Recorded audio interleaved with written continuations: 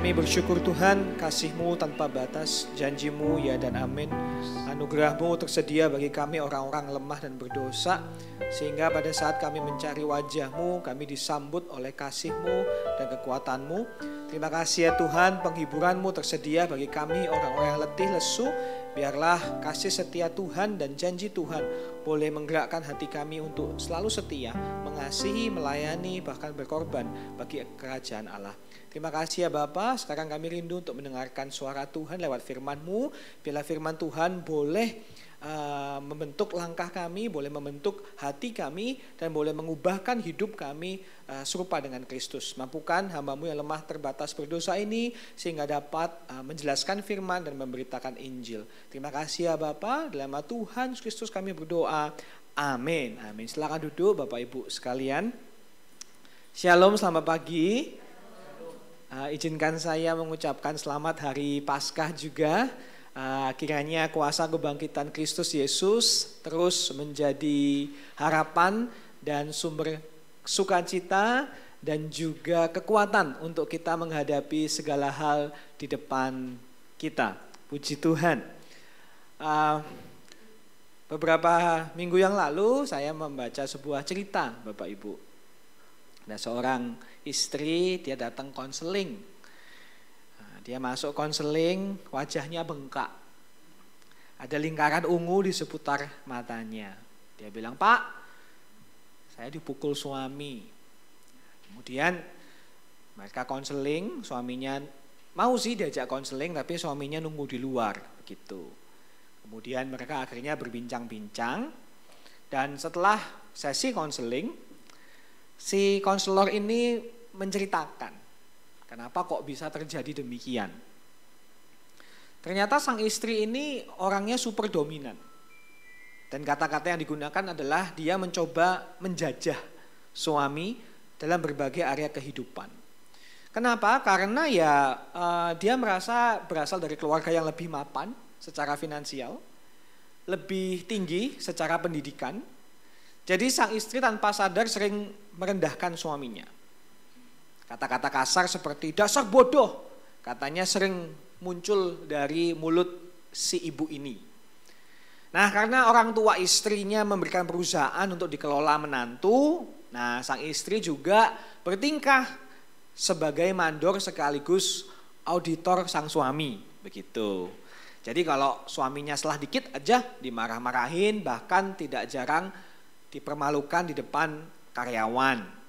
Nah, suami ini nggak tahan lagi gitu. Dan suami itu sempat berkata, "Kalau kamu begini terus, nanti saya pukul." Gitu. Yang sebenarnya cuma menggertak sehingga istrinya berhenti. Namun sang istri terus menantang. Dia berkata, "Kalau berani ayo pukul aku. Toh kamu datang ke sini tidak membawa apa-apa."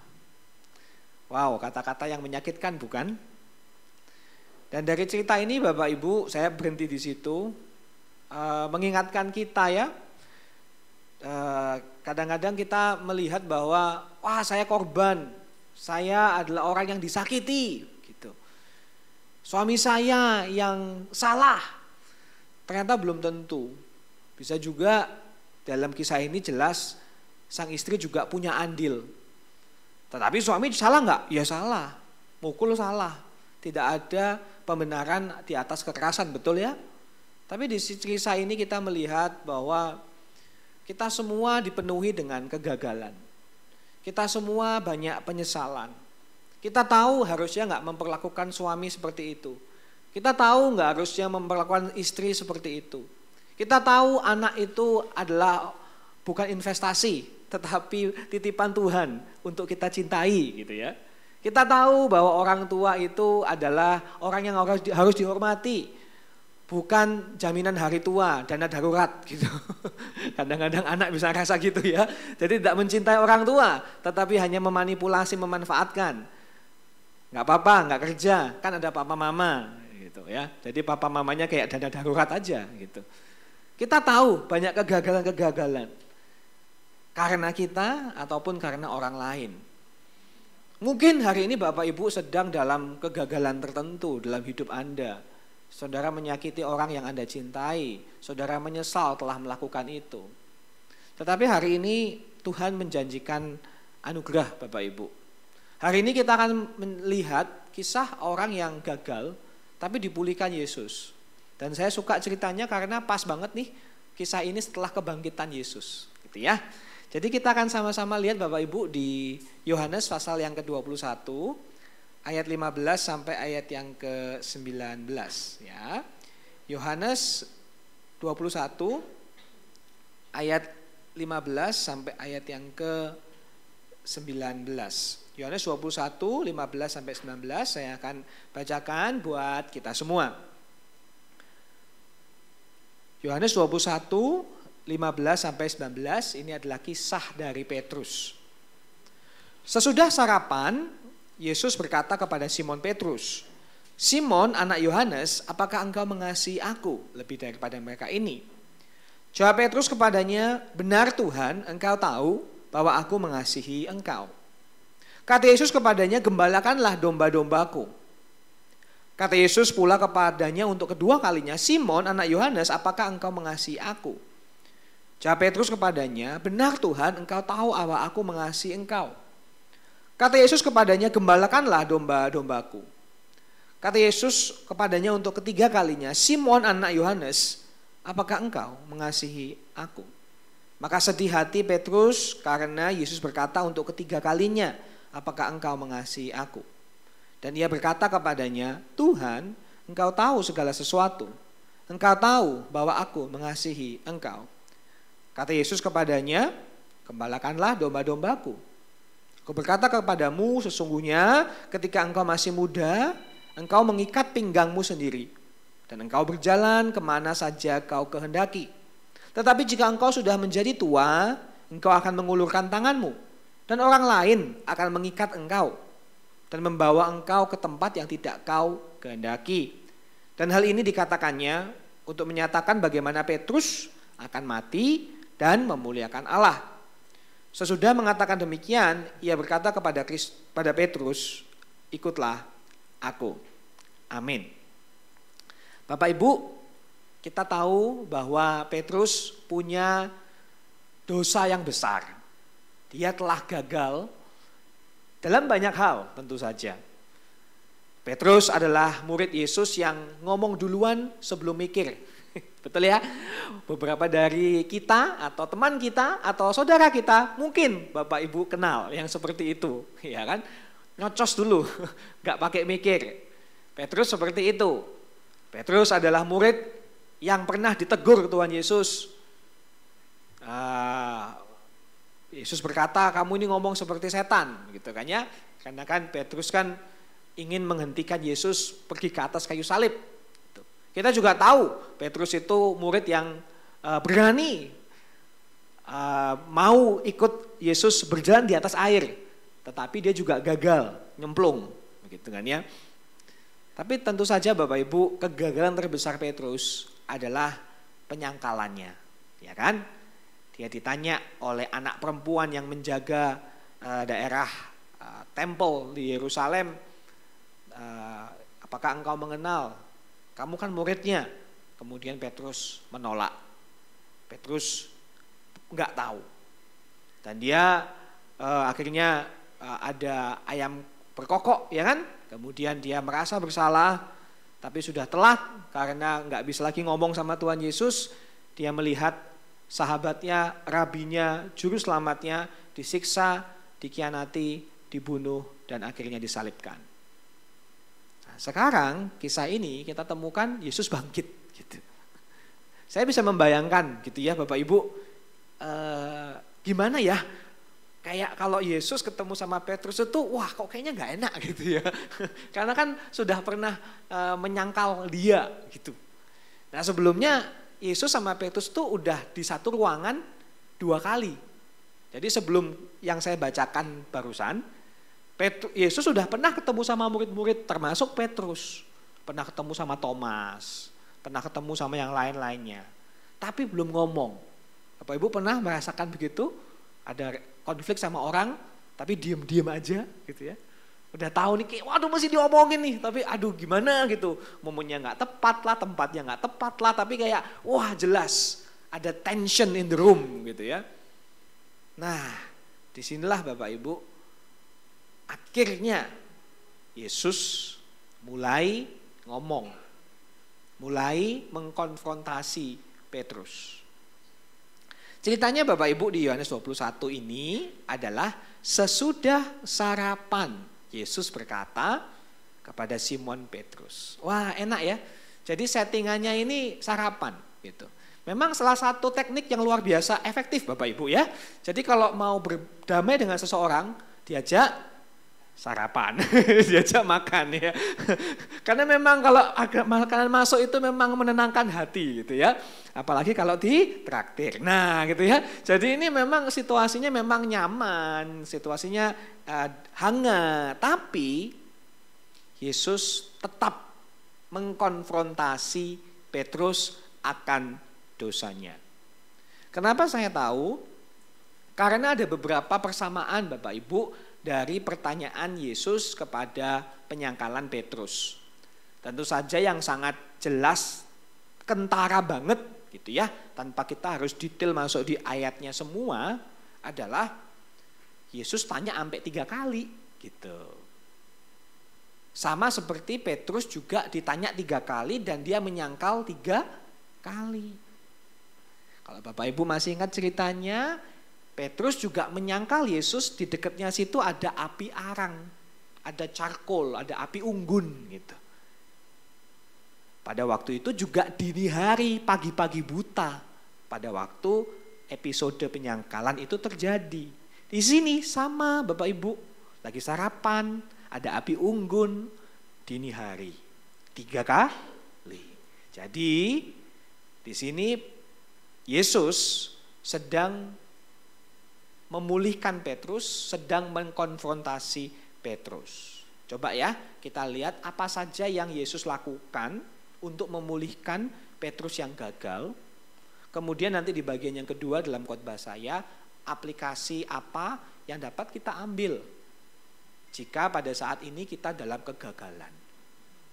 Yang pertama Bapak Ibu, kita melihat, yang pertama kita melihat bagaimana si Yesus ini mulai merestorasi Petrus gitu ya. Pertama, Yesus itu tidak mulai dengan ceramah. Ya kan? Kan Yesus tanya, apakah engkau mengasihi? Apakah engkau mengasihi? Itu kan yang menjadi yang mendominasi perikop kita kan pertanyaan. Betul ya Bapak Ibu ya? Yesus tidak mulai dengan lecture, tapi mulai dengan pertanyaan. Nah ini bagus. Berapa sering Bapak Ibu sebagai orang tua pulang ke rumah, anaknya bandel, biasa ngapain? Langsung kan diomelin, ya kan, dikuliahin gitu kan ya. Ada anak pulang tiba-tiba keluarin vape, wah gitu kan, langsung ngancem gitu. Atau ada anak pulang bilang di Instagramnya posting dia lagi pergi berdua sama cowok, wah langsung metode interogasi, betul ya? Ya kan, kita keluarnya seperti itu kan Bapak Ibu ya, ngomelin, kuliahin, bentak-bentak, ngancem, interogasi gitu kan ya. Tapi Yesus di sini mulai dengan sebuah pertanyaan, mulai dengan sebuah, kalau pertanyaan itu lebih apa ya, mengajak diskusi begitu kan ya. Kalau pertanyaan itu tidak mencoba untuk menekan, kalau pertanyaan itu lebih banyak mendengarkan daripada berbicara langsung. Dan Bapak Ibu pasti tahu bukan, terutama orang tua ya sama anak-anak remaja, begitu anak remaja kita larang, gak boleh, maka akan dilakukan, begitu ya. Nah mungkin Yesus mengerti itu juga sih. Nah di sini Yesus mulai juga dengan pertanyaan. Tetapi yang pasti Bapak Ibu, poin Yesus dengan mulai dengan pertanyaan adalah Yesus itu bukan membiarkan dosa, tetapi bagaimana menyikapi dosa dengan benar. Begitu juga pada saat kita menghadapi orang Kristen atau keluarga kita, teman kita, rekan pelayanan yang menyebalkan, yang menyulitkan, kita enggak membiarkan sih gitu ya, tapi kita menyikapi dengan benar. Nah, cara Yesus di sini adalah dengan menggunakan pertanyaan gitu. Ya, misalnya kalau di kehidupan kita sehari-hari, orang tua misalnya kalau sama anak perempuan biasanya tatap mukanya itu sama anak perempuan. Kalau sama anak laki-laki biasa sambil beraktivitas, jadi sambil main kayak apa-apa nanya. Kalau anaknya nada tinggi, bapak ibu pakai nada rendah. Kalau dia ngomongnya rendah, bapak ibu lebih rendah lagi gitu ya. Itu beberapa tips-tips umum gitu ya. Intinya adalah Yesus tidak membiarkan ya udah nggak apa-apa, aku udah bangkit, kuasa kebangkitan nyata, kamu menyangkal aku, no problem. Yesus bayar semua gitu kan ya. Sudah nggak perlu ditagih lagi, cicilan lunas gitu. Ya enggak sih gitu ya. Di sini Yesus tidak sekedar menghapus dosa tanpa menghadapi hati Petrus. Saya rasa ini penting Bapak Ibu, karena di zaman modern sekarang ya, kecenderungan kita adalah membiarkan dosa, betul ya? Kecenderungan kita adalah ya udahlah nggak apa-apa. Kecenderungan kita adalah masa menghakimi itu dosa terbesar zaman sekarang, begitu kan ya? Makanya kan lagunya tadi saya bilang Yesus bayar semua. Kalau Yesus sudah bayar semua, masa kita masih nuntut, masa kita masih nagih gitu. Ada juga pernyataan yang populer, gereja adalah rumah sakit orang berdosa. Pernah dengar Bapak Ibu? Ya, the church is hospital for sinners gitu. Jadi ya kalau di dalam komunitas Kristen ya harus diterima dong apa adanya, nggak boleh dihakimi. Saya setuju Bapak Ibu bahwa kita sebagai gereja harus inklusif. Ya, kita harus menerima orang apa adanya. Yesus juga menerima orang apa adanya. Yesus menghabiskan waktu dengan para pendosa, para pelacur, para pemungut cukai, dan orang-orang lainnya yang berdosa. Tapi coba perhatikan ya, Yesus menghabiskan waktu dengan orang berdosa. Tapi setelah selesai, yang berubah orang berdosanya, bukan Yesusnya. Betul? Kan gak ada ceritanya Yesus ketemu sama pemungut cukai, menerima pemungut cukai. Kemudian Yesus berubah profesi jadi pemungut cukai, kan gak ada. Yang berubah kan orang berdosanya. Gitu. Jadi jangan salah, Yesus mengasihi orang berdosa, menerima semua orang berdosa. Tetapi bukan berarti Yesusnya berubah. Yesusnya tetap sama. Yang berubah orang berdosanya. Yang Yesus tidak menyesuaikan dirinya sama orang berdosa. Itu namanya downgrade. Sebaliknya dong, orang berdosa lah melihat karisma Yesus Kristus, melihat kehidupan Tuhan Yesus, mau berubah. Saya setuju Bapak Ibu, gereja adalah rumah sakit orang berdosa. Tetapi siapa di sini yang mau tinggal selamanya di rumah sakit? Ya enggak ada kan ya Bapak Ibu ya. Gunanya rumah sakit apa? Sakit, masuk rumah sakit, opname, pulih, metu gitu dong. Keluar kan selesai gitu kan ya. Enggak ada dong selama-lamanya di rumah sakit. Sama Bapak Ibu, betul. Komunitas Kristen itu adalah rumah sakit. Untuk menyembuhkan luka kita, untuk memulihkan hidup kita, untuk mengampuni dosa kita. Tetapi setelah disembuhkan, tanda kutip keluar, jadilah berkat, berdampak, beritakan Injil. Jangan tidur terus di gereja, maksudnya memelihara dosa. Gitu. Salah satu lagu yang saya suka, mungkin teman-teman ada yang tahu, lagunya ini. Jangan cintai aku apa adanya. Bukan lagu gereja kok, lagunya Tulus. Kalau ada yang tahu di sini, yang mungkin yang seumuran saya adalah ada penyanyi Tulus, satu penyanyi favorit saya. Ya, dia aja bilang ya, jangan cintai aku apa adanya. Tuntutlah sesuatu biar kita jalan ke depan. Wah, gitu. Iya, kita harus maju ke depan. Oke, jadi di sini Yesus cara dia mengkonfrontasi adalah, ya ada dosa, ayo kita mesti bicarain. Tapi cara dia halus, dia bertanya. Oke. Nah, Yesus tanya 3 kali kan tentang kasih, apakah engkau mengasihi aku, apakah engkau mengasihi aku. Ini mungkin Bapak Ibu pernah mendengar di khotbah-khotbah selama ini bagaimana penggunaan kata agape, phileo gitu ya. Seakan-akan ini ada perbedaan makna. Tetapi sebetulnya Bapak Ibu ini cuma gayanya Yohanes ya. Yohanes memang suka pakai agape, phileo itu sebagai sinonim. Jadi tidak terlalu dipusingkan, tidak perlu terlalu berpikir terlalu dalam dan jauh. Maksudnya Yesus, agape, terus Petrus kok jawabnya phileo gitu. Udah Bapak Ibu tenang saja, hidup cukup rumit, tidak usah tambah rumit belajar bahasa Yunani. Intinya sama kok, intinya adalah Yesus cuma nanya itu gini loh. Petrus, aku tahu kamu menyakiti aku, menyangkal aku. Tapi aku masih mau kamu. Gitu, intinya kan gitu kan. Kamu masih mau ikut aku apa enggak? Kamu masih mencintai aku apa enggak? Kamu masih mau komit dalam agenda kerajaan apa atau enggak? Ini saatnya kamu memilih aku. Aku masih mau, aku masih menginginkanmu, Petrus. Maksudnya tuh ke sana sebetulnya. Maka di sini Bapak Ibu kita diingatkan dan diberikan penyegaran bahwa pemulihan orang berdosa itu selalu mungkin. Separah-parahnya kita, gak mungkin pintu ditutup sama Tuhan. Tuhan gak pernah capek ngampunin kita. Jadi Bapak Ibu bisa menemukan kekuatan di dalam kedalaman kasih dan pengampunan Kristus. Kadang-kadang kita sering sering melupakan ini sih, bahwa seakan-akan Tuhan punya pengampunan tuh punya kuota gitu. Ya nggak sih? Kayak aduh kayaknya sudah segini ya udah nggak mungkin deh. Tapi enggak sih. Tuhan nggak pernah lelah mengampuni kita. Yang ada gini Bapak Ibu. Tuhan itu lelah kalau kita terus berdosa, iya.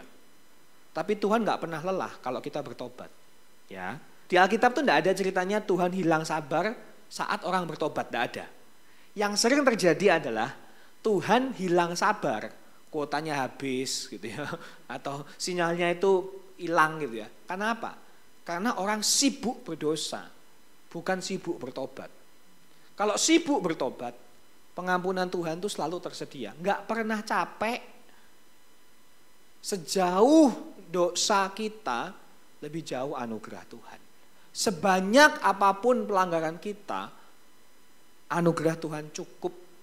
Sedalam apapun kegelapan kita, percayalah anugerah Tuhan lebih dalam lagi.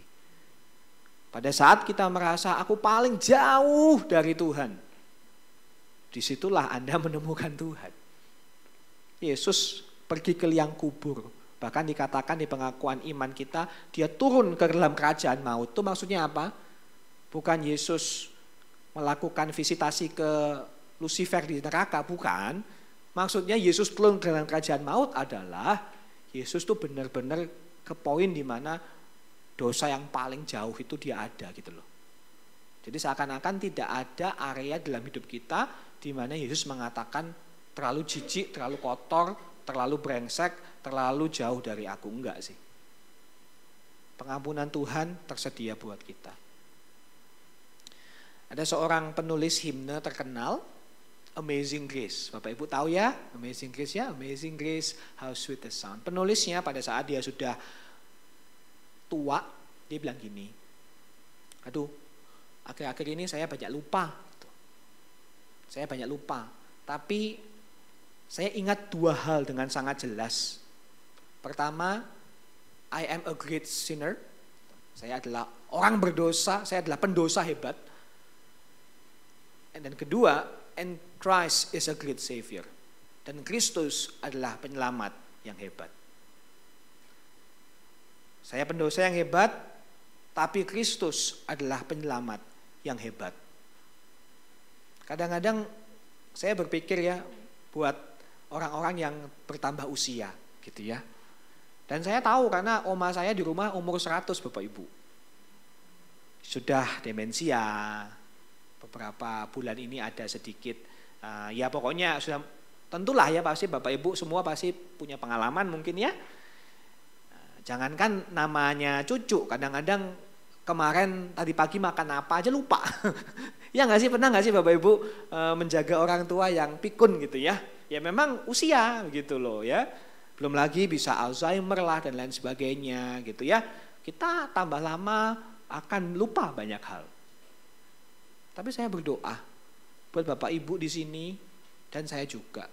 Mungkin nanti kalau kita sudah lebih senior lagi dan kita mulai pikun, saya berdoa kita nggak lupa bahwa saya adalah orang berdosa, tetapi Kristus mengampuni saya. Bapak Ibu boleh, tanda kutip ya, boleh lupa banyak hal. Mungkin Bapak Ibu nanti kalau sudah lebih lanjut usia, lebih sepuh gitu ya, mungkin lupa nama cucu. Bahkan mungkin lupa nama suami, nama istri. Lupa alamat rumahnya. Lupa namanya sendiri. Tapi mari yuk, jangan lupa ini. Ini anugerah Tuhan. Saya berdoa buat kita semua, kalau kita nanti tua, bisa misalnya lupa banyak hal, jangan sampai lupa ini. Saya orang berdosa, tapi Kristus penyelamat yang agung buat saya. Bapak Ibu, di sini jelas Yesus mengkomunikasikan pengampunan dan pemulihan itu. Makanya saya percaya teks ini juga sering dipakai untuk mengulurkan anugerah kesempatan kedua buat hamba-hamba Tuhan yang jatuh dalam dosa. Gitu. Jadi ini salah satu teks yang dipakai gitu ya. Kenapa? Karena gini Bapak Ibu, Yesus itu tidak bilang dengan gamblang, Petrus I love you. Enggak kan? Yang ngomong I love you siapa? Petrus, ya kan? Petrus kan yang ngomong sampai 3 kali, aku mengasihimu, aku mengasihimu. Ya sampai ketiga kali Petrus sedih, kenapa? Kok ditanya terus? Apakah Yesus nggak percaya sama hatiku? Ya udah, yang ketiga kalinya perhatikan Petrus bilang gini, apakah Tuhan engkau tahu segala sesuatu? Aku tuh sayang engkau. Maksudnya, kalau di I love you yang satu dan kedua, Petrus mengandalkan kekuatan hatinya sendiri, aku tuh sayang kamu Tuhan. Yang ketiga, Petrus nggak lagi mengandalkan perasaan subjektif dia. Yang ketiga, dia mengandalkan kebenaran, mengandalkan Tuhan, mengandalkan Yesus. Seakan-akan dia bilang, Yesus, kamu ini kan Tuhan. Sebagai Tuhan, nggak mungkin kamu nggak tahu hatiku. Dan kalau Tuhan lihat hatiku, Tuhan akan menemukan, aku mengasihimu. Seperti itu. Jadi Bapak Ibu, waktu Yesus tanya 3 kali, do you love me, do you love me? Tujuannya bukan untuk mempermalukan Petrus, bukan. Tujuannya untuk mengangkat Petrus. Tujuannya supaya Petrus itu sadar, ternyata dia itu sayang Tuhan, gitu. Supaya Petrus itu sadar, ternyata aku masih punya kasih sama Tuhan, dan itu betulan meskipun aku udah gagal. Dan saya rasa sehat buat Petrus untuk mendengar dirinya sendiri berkata, I love you. Ya kan? Karena sebelumnya dia berkata, I don't know you, I don't know you, I don't know you. Aku gak mengenal dia, aku gak tahu siapa dia. Bodoh amat gitu kan seakan-akan. Sekarang dari I don't know you menjadi I love you. Kali ini Petrus sendiri yang sadar, aku mengasihi Kristus. Nah, dan makanya slide selanjutnya di sini kita diingatkan Bapak Ibu, Injil bukan saja berita atau pengetahuan yang kita terima, Injil adalah karya Allah yang bekerja di dalam kita. Maksud saya dengan kalimat ini adalah pada saat di gereja, ibadah seperti ini cukup umum kalau kita mendengar Tuhan mengasihimu, ya kan? Itu mah biasa, bahkan diharapkan. Dan itu betul, tetapi alangkah indahnya Bapak Ibu. Alangkah affirming itu meneguhkan sekali gitu, meneguhkan sekali. Kalau kita dalam ibadah, dalam keseharian kita betul-betul secara jujur bisa ngomong di hati kita, iya, aku cinta Tuhanku. Ya nggak sih? Kayak itu yang membedakan ya kan? Karena banyak orang bisa taat Tuhan. Banyak orang yang hidupnya baik. Banyak orang yang tidak berbuat yang aneh-aneh. Banyak orang bermoral di luar sana. Tetapi untuk berkata, aku mengasihi Tuhan. Wah, itu karya Roh Kudus. Yang membedakan kita sama orang agama apa sih? Kan bukan tindakan di luar, betul ya? Karena begitu banyak orang beragama yang lebih baik daripada orang Kristen. Yang membedakan kita apa sih? Kasih, ya toh.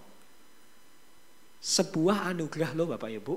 Kalau hati kita betul-betul bisa digerakkan dan kita bisa tahu, iya yo, aku cinta Tuhan. Iya ya, Yesus itu berharga bagiku. Iya ya, aku mau ikut Yesus. Aku mau mengikut Yesus. Maka Bapak Ibu di sini karena sudah diampuni, sudah diproses oleh Yesus, Petrus kemudian dia dihormati dengan diberikan perintah-perintah, dengan diberikan pengutusan yang baru, ya kan? 3 kali Yesus berkata, gembalakanlah domba-dombaku.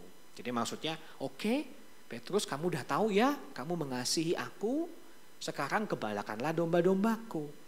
Tapi ingat Petrus, kalau kamu mengikuti aku lagi, siap-siap ya, ada harga yang harus dibayar.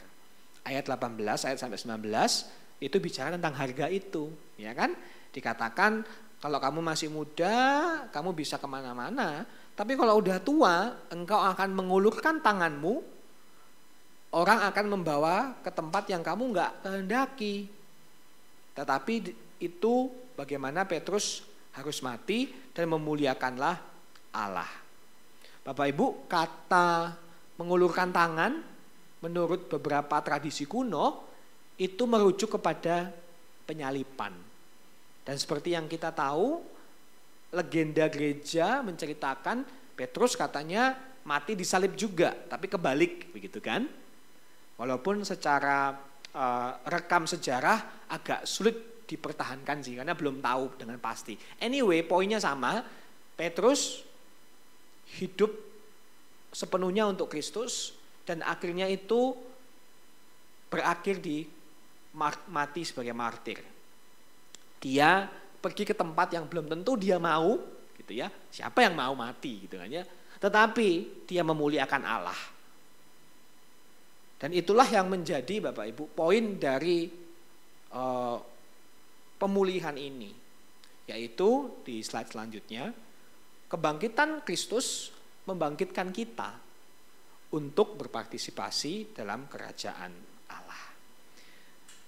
Kalau bahasa lainnya, resurrected people, resurrected Christ, create resurrected people, gitu kira-kira. Ya, Kristus yang bangkit membangkitkan kita, umatnya yang bangkit. Kita yang gagal dipulihkan untuk bisa melakukan kerajaan, untuk bisa melakukan segala hal untuk kerajaan Allah. Nah, kalau begitu hal praktis apa sih yang kita dapat bawa pulang dari proses pemulihan ini? Jika Bapak Ibu di sini pernah gagal, sedang gagal, sudah bertobat, sekarang mungkin dalam kegalauan, rasa bersalah, ketakutan, kekhawatiran, takut gagal lagi gitu ya. Tahu sudah diampuni Yesus, mau melayani lagi, tapi banyak pertimbangan. Saya sarankan 3 hal sederhana ini dengan cepat. Yang pertama Bapak Ibu, yuk kita menyadari keberdosaan kita. Alasan kita gagal adalah kita mungkin ya tidak betul-betul menghadapi dosa kita gitu. Kita tahu kita punya tabiat buruk, kita tahu kita punya kebiasaan jelek, tapi kita tolerir gitu. Enggak lah, enggak apa-apa gitu kan ya. Tetapi sama seperti Petrus yang menghadapi dosanya dengan betul, marilah kita juga belajar untuk menghadapi dosa kita. Supaya kita enggak gagal lagi Bapak Ibu. Supaya kita tahu kelemahan kita. Oh iya, dulu aku jatuh karena ini. Maka ke depan aku harus lebih hati-hati kalau menghadapi ini. Gitu kan ya? Kalau Bapak Ibu tahu, ternyata aku ini punya masalah dengan mulut misalnya. Gitu ya. Maka hati-hati menggunakan percakapan, menggunakan dalam percakapan. Gitu. Kalau Bapak Ibu tahu kelemahan Bapak Ibu adalah amarah, maka hati-hati. Jangan sampai kita mencari pembenaran gitu kan. Aku memang orangnya begini kok gitu kan ya. Enggak kok, aku enggak rakus, aku ambisius gitu. Jadi dan berapa sering Bapak Ibu saya sudah sering mendengarkan kadang-kadang ya suami misalnya komplain sama teman-temannya tentang istrinya. Alah, memang istriku tuh seperti itu, enggak bisa berubah.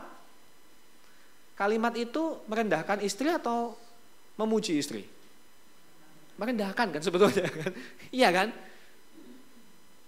Enggak, tapi justru dengan seperti itu kita tahu, oke, istriku punya kelemahan ini. Ayo gimana caranya ya supaya lebih baik lagi gitu. Ya. Kita perlu kalau begitu menyadari keberdosaan kita. Dan kalau saya boleh tambahkan sedikit tentang gereja, mari gereja kita atau komunitas kita juga bisa membantu mengenai hal ini. Cara bantunya gimana? Cara bantunya adalah mungkin lewat kelompok kecil ya. Kelompok kecil di mana Bapak Ibu bisa terbuka, bisa diterima, tapi juga ada pertanggungjawaban gitu. Sehingga Bapak Ibu bisa merasa aman untuk membagi kelemahan dan dosa, ya. Jadi peran gereja di sini adalah menyediakan wadah untuk kita bisa saling jujur. Slide selanjutnya, karena begini Bapak Ibu, Tuhan menerima kita apa adanya supaya kita menghadapi dosa kita sejujurnya dan sepenuhnya. Tuhan udah terima kita apa adanya kok. Mari yuk kita juga bisa belajar jujur dan belajar terbuka supaya kita tahu ini kelemahan saya, setanku di sini nih gitu ya. Yang kedua, sederhana ya. Yang kedua adalah kalau kita udah pernah gagal, gimana mau pulih lagi? Yang pertama sadar akan dosa. Yang kedua kita berjuang dengan kasih, ya. Senjata kita Bapak Ibu adalah kasih. Petrus kita tahu dia punya banyak modal sebagai hamba Tuhan. Pinter ngomong, berani, kepemimpinannya jelas. Satu-satunya murid Yesus yang berani membela Yesus dengan pedang, ya kan? Tuh, kupingnya dipotong tuh, itu. Tapi jelas Yesus pada waktu tanya sama Petrus, dia tanya apa? Apakah engkau mengasihi? Gembalakanlah domba-dombaku. Seakan-akan Yesus bilang gini, Petrus, kalau kamu berani itu bagus. Kalau kamu pinter itu bagus. Kalau kamu jago pimpin itu bagus. Tapi Petrus, yang paling penting, kriteria paling penting melayani, itu kasih. Kalau lebih begitu Bapak Ibu ya. Di sini, di dalam kegagalan kita, mungkin kita akan pengen overcompensate ya, pengen langsung menunjukkan kehebatan kita di area-area lain. Tapi saya kembali ke teks yuk, mungkin kalau kita gagal dan ingin pulih, langkah pertama kita bukan ajang bakat. Langkah pertama kita bukan menunjukkan kepintaran atau kekayaan kita. Langkah pertama kita adalah sikap mengasihi aja sih, mengasihi aja. Saya tahu ini adalah saran yang sangat luas dan saya nggak punya waktu untuk merincikannya. Tetapi kurang lebih mungkin saya boleh sedikit cerita ini ya Bapak Ibu ya. Ada suatu malam ada seorang ibu gitu ya. Dia harus tidur lebih larut untuk selesaiin kerjaan gitu. Dia jarang lembur tapi kali ini terpaksa lembur gitu. Nah, di tengah jalan memaksakan untuk lembur, anak yang sulung merengek-rengek mencariin dia. Gitu. Dia restless dan hanya tenang kalau megang tangan mamanya. Tapi setiap kali tangannya dilepas mencoba kembali bekerja, anaknya merengek lagi. Padahal udah setengah tidur. Gitu. Jadi pokoknya anaknya gandoli terus, padahal mamanya mau kerja gitu. Tapi tangannya dipegang terus. Kalau dilepas, ngerengek, gak bisa tidur. Bapak bisa membayangkan ya skenarionya. Kemudian si ibu ini cerita, saya menggerutu dalam hati. Aduh, padahal sudah dibela-belain gak tidur. Ia saking sebelnya gitu ya, tapi dia nggak bisa keras karena nanti membangunkan seisi rumah. Dia bilang sama ada rasa pasrah ya. Ya ampun, mestinya tangan saya ini kalau dibebaskan bisa dipakai kerja. Ini malah cuman diem, pegangan tangan, nggak ngapa-ngapain. Cuma pegangin tangan anak. Gitu. Sampai dia mendengar sebuah suara lembut di hatinya. Coba lihat tidurnya yang begitu pulas, si anak sulung tadi. Coba lihat tidurnya yang begitu pulas karena memegang tanganmu. Sebab baginya, kamulah dunianya. Kamulah rasa amannya. Itu bukan hal yang kecil, bukan? Mana lebih besar artinya? Mengetik materi seminar atau menyediakan rasa aman bagi seorang anak. Dan pada saat itu si ibu air matanya menitik, dia sadar betapa salahnya dia menilai besar atau kecil perannya sebagai seorang mama. Karena di mata anak, mama itu bukan cuman besar perannya, mama itu perannya segalanya. Nggak tergantikan.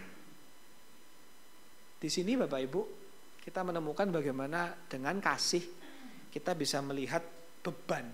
Seperti ya anak kita, orang yang sulit, rekan kita melihat mereka sebagai beban. Kadang ya, dengan banyak kesulitan hidup kita.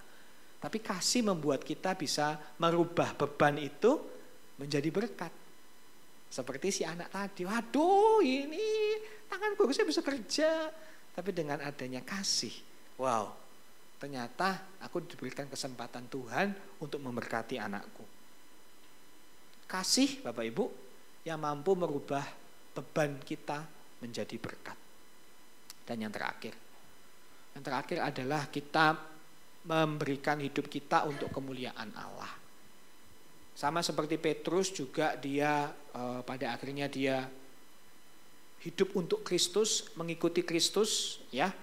Dia tidak lagi ikut maunya dia nggak lagi ikut kenyamanan dia nggak lagi ikut apa yang paling gampang buat dia, tapi dia mulai berpikir apa yang paling memuliakan Tuhan. Begitu juga kita di sini.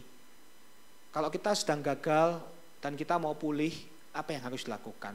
Kita mulai berpikir tentang bukan aku dulu, tetapi Tuhan dulu. Bukan apa yang paling gampang, tetapi apa yang paling memuliakan Allah. Saya akan tutup dengan contoh sederhana seperti ini Bapak Ibu. Misalnya istri saya bilang sama saya gini, sayang boleh nggak tolong cuciin baju? Kemudian saya lagi capek, aduh capek nih. Kemudian saya bilang sama istri saya, sayang kalau nggak cuci baju, apakah kita cerai? Kira-kira istri saya bilang apa? Kamu gendeng ya? Ya enggak lah, masa cuman nggak cuci baju aja sampai cerai gitu kan ya. Kemudian saya bilang, oke, kalau kita nggak cerai, ya udah, saya nggak mau cuci baju. Besoknya sama Bapak Ibu, sayang, boleh nggak bantu cuci piring? Saya menggunakan senjata yang sama. Sayang, kalau nggak cuci piring, kita cerai kah? Ya enggak lah gitu ya. Masa cuman gitu aja cerai? Pertanyaan macam apa itu? Kira-kira Bapak Ibu kalau setiap kali istri saya meminta sesuatu dan saya menggunakan cerai, berapa lama pernikahan saya akan berlangsung? Nggak akan lama bukan? Bapak Ibu tahu nggak kadang-kadang kita memperlakukan Tuhan mirip. Tuhan bilang sama kita, berdoa misalnya. Kemudian kita tanya, Tuhan kalau nggak doa nggak masuk surga ya? Ya masuk surga, kan percaya Yesus gitu kan. Ngerti ya Bapak ya? Nah, Tuhan bilang, firman Tuhan berkata, ibadah ke gereja. Tuhan kalau nggak ke gereja, emangnya antar masuk neraka ya? Ya enggak lah, of course not. Kita ke surga ke neraka anugerah Tuhan, bukan karena attendance di gereja. Tapi coba Bapak Ibu, kalau setiap kali kehendak Tuhan, kita pakai alasan surga dan neraka, keselamatan, bagaimana hubungan kita sama Tuhan ya? Kita selalu cari yang minimum. Gitu loh. Kita selalu cari yang paling, bukan what I can do, tapi what the least I can do. Gitu kan. Bukan apa yang dapat saya lakukan buat Tuhan, tetapi apa hal yang paling minim supaya Tuhan gak marah sama saya. Mari Bapak Ibu, kita memberi hidup untuk kemuliaan Allah. Kita hidup untuk Kristus. Perintah-perintah yang kita tahu. Kita setia sama Tuhan. Karena Tuhan sudah setia kepada kita. Jangan kita puas di level yang minimum aja. Maksud saya gitu ya. Jangan hitung-hitungan sama Tuhan. Tapi kita lihat berkatnya dan kasihnya yang sudah melimpah buat kita. Dan kita ikut Dia sampai di akhir hayat. Amin. Mari kita berdoa. Tuhan, terima kasih buat firman-Mu, terima kasih anugerah-Mu tersedia buat kami orang-orang yang gagal dan berdosa. Terima kasih Engkau tidak hanya mengampuni kami, Engkau juga memulihkan kami, bahkan mengutus kami untuk menjadi murid-murid-Mu di dunia. Tuhan, mampukanlah kami membenahi hati, membenahi diri, sehingga kami dapat menyelimuti hidup kami dengan kasih-Mu dan ketaatan. Tolong ya Bapa, supaya kami melangkah dengan hati yang menuju kepada kemuliaan Allah. Bukan sekedar mencari kepentingan atau keuntungan hidup kami. Biarlah kami terus mengasihi-Mu Tuhan dengan kasih yang Tuhan sudah berikan kepada kami. Mampukanlah kami untuk setia sampai di akhir hayat kami. Dalam nama Tuhan Yesus Kristus kami berdoa. Amin.